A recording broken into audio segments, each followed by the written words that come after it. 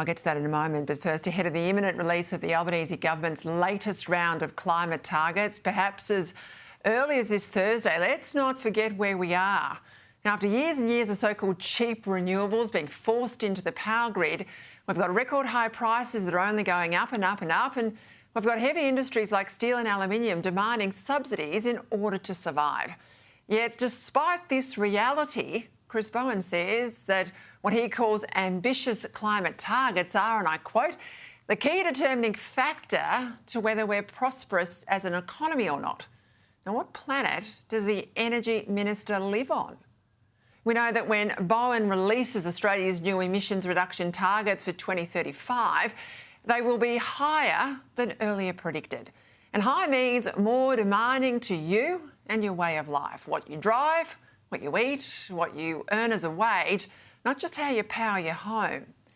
And that's despite the reality that we have no hope of meeting Bowen's current targets for 2030. No hope of meeting the existing 43% emissions reduction target, and every attempt we're making is doing ourselves massive economic damage in the attempt. But back to that simpleton statement from Bowen that tough climate targets, ambitious climate targets, are the key determining factor to whether we're prosperous as an economy or not. Why is getting emissions down the key to our prosperity when it's not the key to the prosperity of others like China, India, Russia and more recently the United States, given that none of them are committed to net zero by 2050 or indeed to any emissions reduction that gets in the way of economic growth? Right now, we've got our emissions down by 28%, and we'll have to more than double the current rate of reduction if we're to even meet Labor's existing target, let alone any more ambitious one. That's the emissions reduction target. But there's also another target due by 2030, and that's about how much renewable power we have in the Australian energy grid. Now, currently, we've got renewable power up to about 40% of the grid, but that will also have to double in just 5 years' time if we're to meet Labor's current legislated target, which is to have 82% of our electricity from renewables by 2030. As Chris Uhlmann reminded us here last night, to get there, well, the changes will be massive. The other thing is there's a huge environmental argument, and that by 2060 we are going to need a landmass 1.6 times the size of Tasmania to build all this stuff and then connect it by transmission lines. It doesn't add up on either front.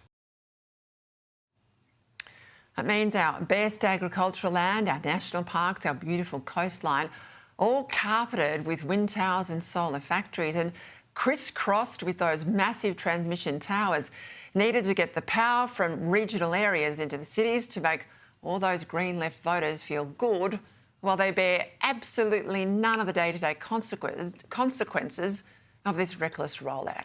Now, is it any wonder that farmers are up in arms?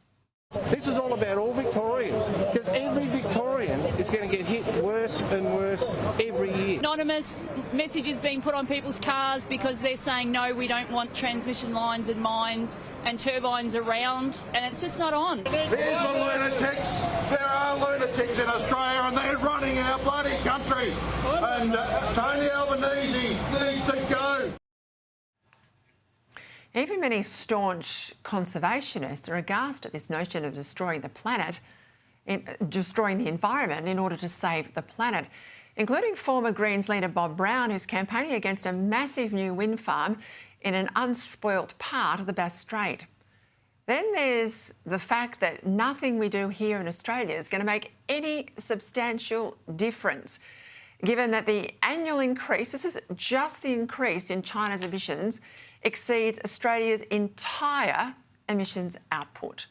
Because while China is increasing its wind and solar, that's accurate, it's also increasing its coal-fired power just as fast. 100 new coal-fired power stations are set to open in China this year alone. 100. So even closing down our economy completely, if we're mad enough to do that, would be just a futile green gesture.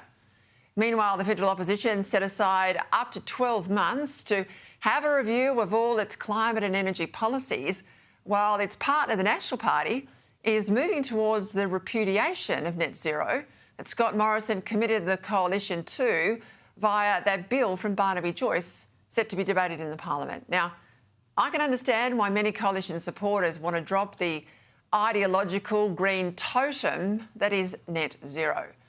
For an opposition, the key challenge is to oppose bad policy and to create a contest with a bad government. This means demanding the credible costings for the government's existing emissions targets that it has never provided publicly. All the information that we should have, that Chris Bowen has never provided to the Parliament or the Australian people, that to date's been shrouded in secrecy. It means opposing any new targets, given that even the existing ones are proving to be utterly unattainable. So that means opposing the higher numbers that Bowen will inevitably set in coming weeks for 2035. It also means the coalition needs to come up with an energy policy now that will keep the lights on and costs down without ever more taxpayer subsidies, which are only there to hide what Labor's doing to your power bill. Now, it's easy enough to see what this common sense coalition policy could look like. No backing any more of these fantasy targets from Bowen. No more coal-fired power stations should be allowed to close. Get more gas out of the ground at express speed. No more subsidies for renewables, because if they're really cheap, they don't need to be subsidised. And ending the nuclear ban. Now, this idea that the coalition has the luxury of 12 months or more to just sit on the fence and work all that out, well, that's just crackers. It was the inability to make a policy decision and stick with it, then to get out there in the public domain and argue for it, that was at the heart of Peter Dutton's failures. The last thing the country needs is the coalition repeating the mistakes of the last election.